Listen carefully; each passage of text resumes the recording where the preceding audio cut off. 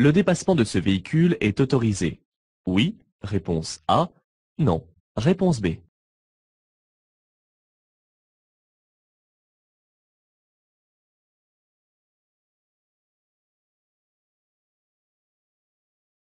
Cette route est très fréquentée par les cyclistes. Oui, réponse A. Non, réponse B.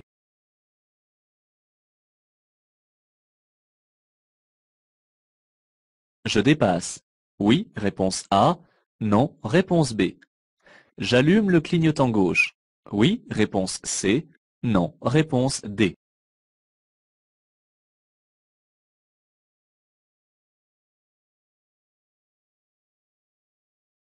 Le rétroviseur extérieur droit est obligatoire en conduite accompagnée. Oui, réponse A. Non, réponse B. Dispense du contrôle en vision directe à droite. Oui, réponse C. Non, réponse D.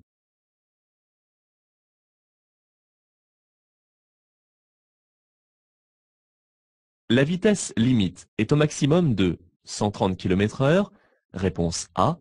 110 km/h. Réponse B. 90 km/h. Réponse C.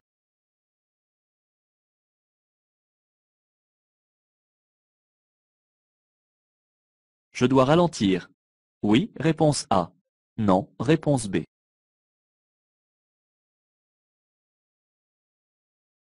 Pour aller en face dans ce carrefour giratoire, je reste à droite. Réponse A. Je serre à gauche. Réponse B.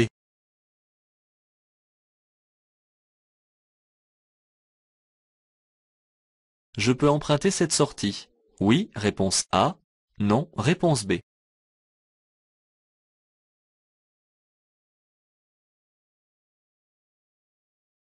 Je maintiens le régulateur de vitesse sur 90 km/h. Oui, réponse A. Non, réponse B.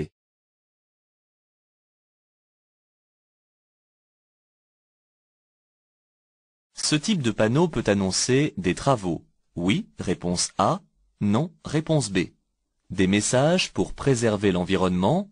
Oui, réponse C. Non, réponse D.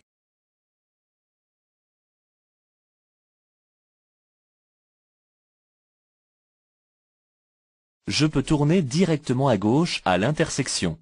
Oui, réponse A. Non, réponse B.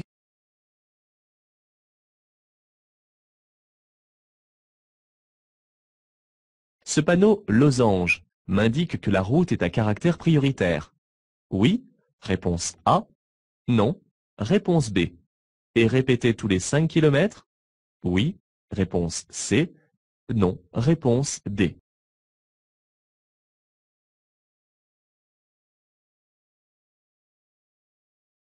Je devrais obligatoirement marquer l'arrêt. Oui, réponse A. Non, réponse B. Céder le passage aux usagers venant de gauche. Oui, réponse C. Non, réponse D.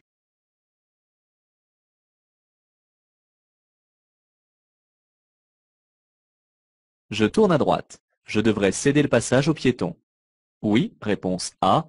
Non, réponse B.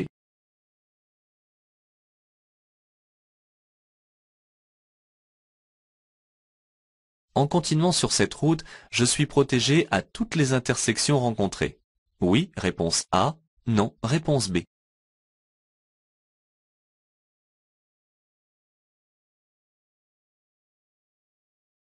La zone de danger la plus importante est la zone 1. Réponse A. La zone 2. Réponse B. La zone 3. Réponse C.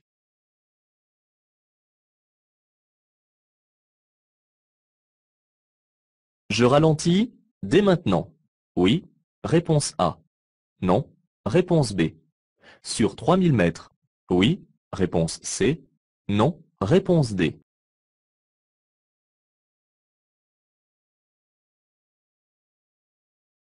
Ce panneau annonce un passage d'animaux sauvages. Réponse A. Un passage d'animaux domestiques. Réponse B.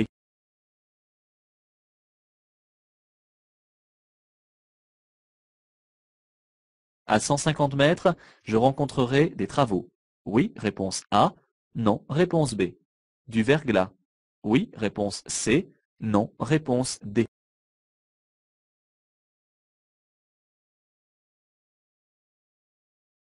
Le danger annoncé commence à 150 mètres. Oui, réponse A. Non, réponse B. S'étend sur 8 km. Oui, réponse C. Non, réponse D.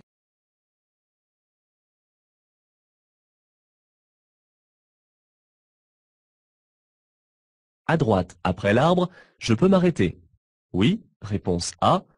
Non, réponse B. Je peux stationner. Oui, réponse C. Non, réponse D.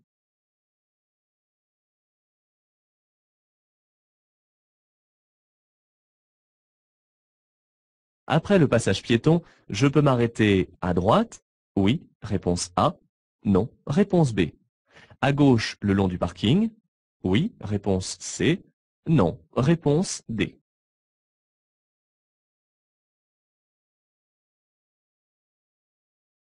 À cet endroit, je stationnerai de préférence en marche avant. Réponse A. En marche arrière. Réponse B.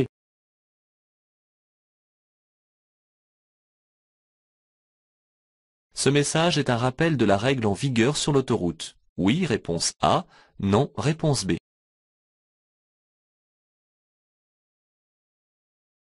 À cet endroit, le stationnement est gratuit. Réponse A. Payant. Réponse B. À durée contrôlée par disque. Réponse C. Limité à 7 jours. Réponse D.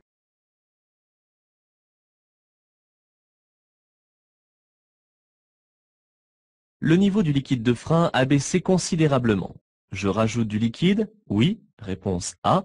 Non, réponse B. J'en parle immédiatement à mon garagiste? Oui, réponse C. Non, réponse D.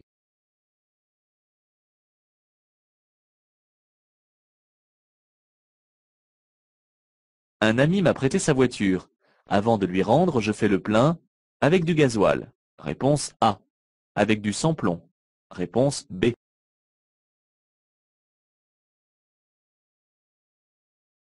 Il pleut fortement. Je dois circuler avec au moins les feux de position. Réponse A. Les feux de croisement. Réponse B. Les antibrouillards avant. Réponse C.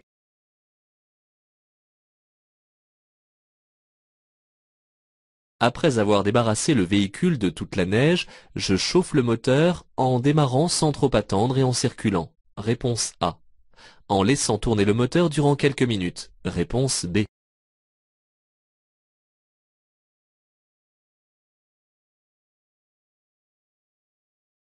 Avant d'aborder ce tunnel, je dois allumer les feux de croisement. Oui, réponse A. Non, réponse B. Je circule à 130 km/h. Je peux dépasser tous ces usagers à la fois sans revenir à droite. Oui, réponse A. Non, réponse B.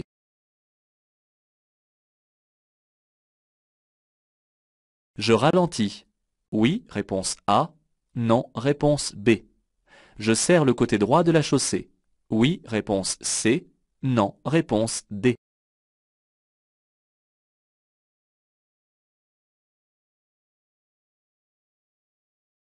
Je suis bien placé si je circule à 40 km/h. Réponse A. À 50 km/h. Réponse B. À 60 km/h. Réponse C. À 70 km/h. Réponse D.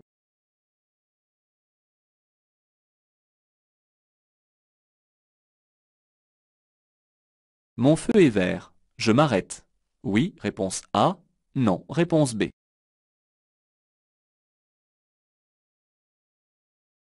Cet usager passe avant moi. Oui, réponse A. Non, réponse B. La voie de droite est une bande cyclable. Réponse A. Une piste cyclable. Réponse B. Ce panneau interdit de tourner à gauche à toutes les intersections. Réponse A. De tourner à gauche à la prochaine intersection uniquement. Réponse B. D'effectuer un demi-tour. Réponse C. Pour profiter d'un repos bénéfique, je consacre au moins un bon quart d'heure à cet arrêt. Oui, réponse A. Non, réponse B.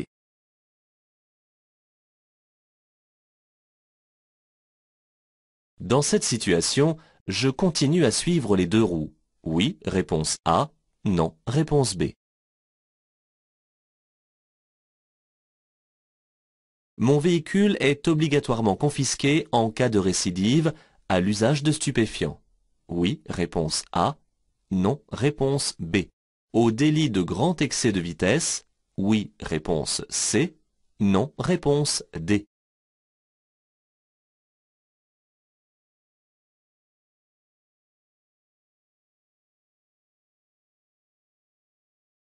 Cette ligne axiale discontinue rapprochée est une ligne de dissuasion. Elle remplace une ligne continue et interdit le dépassement, sauf celui des véhicules très lents, tels que les tracteurs par exemple. Il serait tentant ici de vouloir dépasser un véhicule tractant une remorque, mais c'est interdit.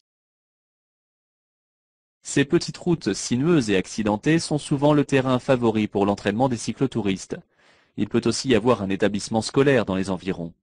Ce panneau rappelle qu'il faut laisser un intervalle de 1,50 m pour dépasser un cycliste hors agglomération. Je redouble d'attention car je peux découvrir en plein virage un groupe de cyclistes qui pourrait occuper en grande partie la chaussée. Avant d'effectuer un dépassement, je dois toujours vérifier dans les rétroviseurs pour savoir si aucun usager ne me dépasse. Ici, une camionnette jaune a commencé à effectuer son dépassement. Je n'allume pas mon clignotant gauche de façon à ne pas le surprendre en donnant une information ambiguë. Le rétroviseur de droite est maintenant obligatoire sur les véhicules neufs. Il doit donc être réglé selon l'usage qu'on en a. Pour l'accompagnateur dans le cadre de la conduite accompagnée, pour le conducteur lorsque l'on tracte une caravane, lorsque la lunette arrière est obstruée et en cas de problème auditif. Mais en aucun cas, il ne dispense du contrôle en vision directe. Regardez bien où nous circulons, et plus particulièrement les lignes de rive. Nous roulons en double sens de circulation sur la chaussée de gauche de l'autoroute en travaux. C'est de plus la fin de l'autoroute.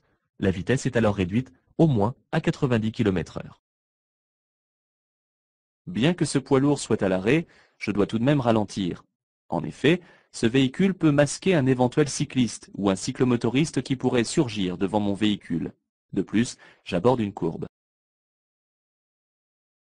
La position d'entrée et la trajectoire dans un carrefour giratoire possédant plusieurs voies sur l'anneau dépendent de la direction choisie. Pour aller à droite ou en face par rapport à mon axe d'entrée, je reste à droite. Je suis autorisé à serrer à gauche si je sors à gauche de cet axe ou pour effectuer un demi-tour. La ligne médiane interdit ici de passer de la voie de gauche vers la sortie. En effet, les traits rapprochés aux abords des sorties sont placés ainsi afin d'éviter cette manœuvre dangereuse. Je continue tout droit et je ne sortirai qu'à la prochaine occasion. Il y a des travaux sur la chaussée et j'aperçois des ouvriers derrière les engins. Je dois adapter mon allure pour pouvoir intervenir si l'un des ouvriers devait empiéter sur ma voie de circulation. Je ne peux pas conserver dans cette situation le régulateur de vitesse, surtout à une vitesse aussi élevée. Ce panneau à message variable peut apporter des informations sur le trafic, des travaux éventuels ou encore des embouteillages. Mais il peut aussi, lorsque la circulation est fluide, rappeler des conseils de prudence ou inviter à modérer sa vitesse pour limiter la pollution en émettant moins de CO2 et ainsi favoriser l'environnement. La signalisation est claire et interdit de tourner directement à gauche à la prochaine intersection. Elle n'interdit toutefois pas totalement de tourner à gauche, mais impose dans un premier temps de tourner à droite pour effectuer cette manœuvre en toute sécurité. Ce panneau signifie que je circule sur une route à caractère prioritaire. Il est répété tous les 5 km environ et 50 mètres après chaque intersection. Ce panneau de danger indique que j'aborde un carrefour à sens giratoire. Avant de m'y insérer, je devrais céder le passage si des usagers venant de gauche circulent sur l'anneau. Je ne serai donc pas obligé de marquer l'arrêt. En tournant à droite, je me prépare à céder le passage au piéton qui est en train de s'engager sur la chaussée. En effet, tout conducteur doit céder le passage au piéton engagé sur un passage ou sur la chaussée. Si je ne respecte pas cette priorité de passage, je risque un retrait de 4 points, une forte amende et une suspension de 3 ans du permis de conduire. Le losange blanc et jaune confère à la route un caractère prioritaire. Son statut continue après la traversée de cette agglomération. À toutes les intersections jusqu'à nouvel ordre, les usagers devront donc me céder le passage. Mais cela ne m'autorise pas à passer les yeux fermés. En traversant cette intersection, je dois surveiller que le conducteur du véhicule rouge m'a bien vu et qu'il respecte bien l'ordre de passage en attendant son tour. Il n'a aucune visibilité et n'est aidé que par le miroir disposé face à lui. Mais s'il ne l'a pas vu, il doit s'avancer pour voir si quelqu'un arrive. Il risque alors de me gêner dans ma progression. Je surveille donc particulièrement cet usager qui se trouve dans la zone 1. Le panneau de danger ainsi que les panonceaux qui le complètent indiquent qu'à 150 mètres, je circulerai sur une chaussée déformée et ce pendant 3000 mètres. Cette signalisation a été mise en place afin que les usagers adaptent leur allure avant d'atteindre le danger annoncé. Je dois donc commencer à ralentir dès à présent. Un panneau triangulaire concerne un danger. Celui-ci m'annonce qu'à 150 mètres environ, je risquerai de rencontrer des animaux domestiques sur la chaussée ou à proximité. Je dois donc ralentir dès à présent et rester très attentif au comportement de ceux-ci. Les panneaux triangulaires à fond jaune n'annoncent pas systématiquement des travaux. Pour cela, il existe un panneau spécifique qui peut compléter ceux-ci. Ces panneaux de danger temporaire annoncent un virage à droite ainsi qu'une chaussée glissante à 150 mètres. Le verglas est en général annoncé par un panonceau complémentaire sous le panneau du bas. Les panneaux de danger sont implantés 50 mètres avant le danger en agglomération et 150 mètres hors agglomération. Le panonceau précise que le risque s'étend sur une distance de 8 km, soit quasiment jusque dans la vallée.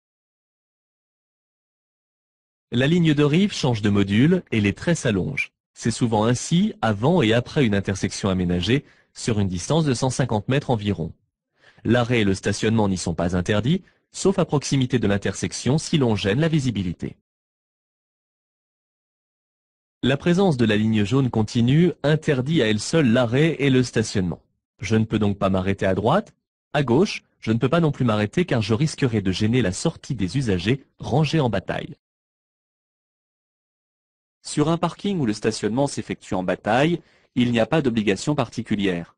Toutefois, il est préférable de stationner son véhicule en marche arrière, car en repartant, il y a une meilleure visibilité. Attention, car certaines villes comme Paris par exemple, imposent le stationnement en marche arrière. Je circule sur l'autoroute où je sais que l'arrêt et le stationnement sur la bande d'arrêt d'urgence sont interdits, sauf en cas de force majeure.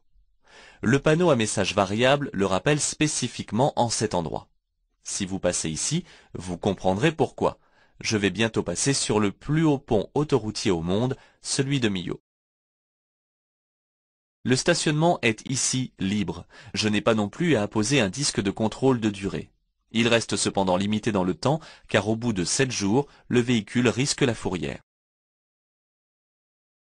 Avec l'usure des plaquettes de frein, le niveau descend toujours un peu, mais une baisse rapide et anormale de niveau résulte toujours d'une fuite.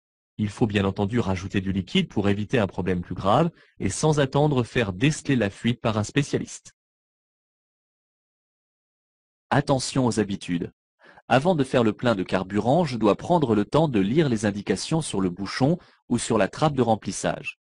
Ici, le constructeur attire mon attention en m'informant que ce véhicule est équipé d'un moteur diesel et que je dois faire le plein avec du gazole.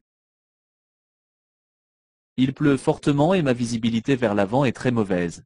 Pour être vu des autres usagers le plus tôt possible, je dois obligatoirement circuler avec au minimum les feux de croisement. Par ailleurs, je peux compléter avec les feux avant de brouillard, mais leur utilisation n'est pas obligatoire. Pour amener le moteur à bonne température de fonctionnement, il est nettement préférable de circuler tranquillement tout en évitant les accélérations brutales que de le laisser tourner à vide plusieurs minutes. De plus, je pollue moins. L'obligation d'allumage des feux de croisement au passage dans un tunnel ne concerne que les tunnels de plus de 300 mètres et qui sont signalés par un panneau spécifique. Ici, il s'agit plus d'un passage sous un pont que d'un véritable tunnel. Il n'est donc pas nécessaire d'allumer les feux de croisement. Circulant à la vitesse maximale autorisée, je ne dois pas normalement gêner qui que ce soit derrière moi. Ces usagers laissant entre eux la distance de sécurité minimale, je ne vais pas effectuer des sauts de puce inutiles. Je reste ainsi à gauche durant tout le dépassement. Lorsque le croisement se révèle difficile, les véhicules de 2 mètres de large doivent ralentir et au besoin s'arrêter. Mais cela ne me dispense pas d'en faire autant. Je ralentis donc et je serre le côté droit de la chaussée afin d'éviter un accrochage avec le véhicule agricole qui chevauche la ligne axiale. La voie où je circule est réservée aux véhicules lents, qui ne peuvent pas dépasser les 60 km/h. On trouve ce type de voie dans les montées ou les descentes. En marche normale, je n'ai pas à l'emprunter. Je dois céder le passage aux piétons engagés sur la chaussée ou s'ils manifestent clairement leur intention de traverser.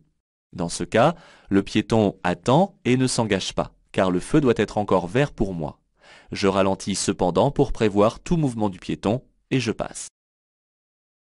Le véhicule de droite sort d'un chemin de terre. Or, les usagers qui quittent un chemin de terre doivent céder le passage aux autres usagers. Ici, le conducteur doit s'arrêter et me laisser passer. Bien qu'elle soit sur une courte distance, la voie de droite est une piste cyclable. En effet, la différence qui existe entre une bande cyclable et une piste cyclable réside dans le fait que la bande cyclable est délimitée par une ligne de voie réservée, tandis que la piste cyclable est munie d'un petit terre-plein comme c'est le cas ici. Ce panneau de prescription interdit de tourner à gauche à la prochaine intersection uniquement. S'il fallait interdire plusieurs rues à gauche, le panneau serait alors répété avant chaque intersection. Le panneau de prescription interdisant d'effectuer un demi-tour est différent. Cependant, un demi-tour, en présence de ce panneau, pourrait se révéler dangereux en faisant obstacle à la circulation. Une halte toutes les 2 heures permet de se ressourcer et de réveiller en soi la vigilance. Pour ce faire, le corps a besoin d'une autre activité comme marcher ou sommeiller durant au moins un quart d'heure à une demi-heure. Cet arrêt n'est pas du temps perdu quand on sait que 40% des accidents graves ont pour origine la fatigue. Ce feu jaune fixe annonce le feu rouge. Je ne peux donc pas suivre les usagers 2 roues devant moi au risque d'être en infraction. Je ne suis en effet pas surpris par ce feu car je ne suis pas encore arrivé à son aplomb. J'ai le temps de freiner et d'avertir le conducteur du véhicule derrière moi de mon intention. La confiscation du véhicule a désormais un caractère obligatoire pour certains délits. C'est le cas pour la conduite d'un véhicule sans être titulaire du permis correspondant ou pour la conduite d'un véhicule malgré une décision judiciaire de suspension ou d'annulation. Mais c'est aussi le cas lors de la récidive de conduite en état alcoolique, y compris contraventionnel, ou la récidive de conduite après usage de stupéfiants, ou encore la récidive de grand excès de vitesse, c'est-à-dire le dépassement de plus de 50 km/h de la vitesse maximale autorisée.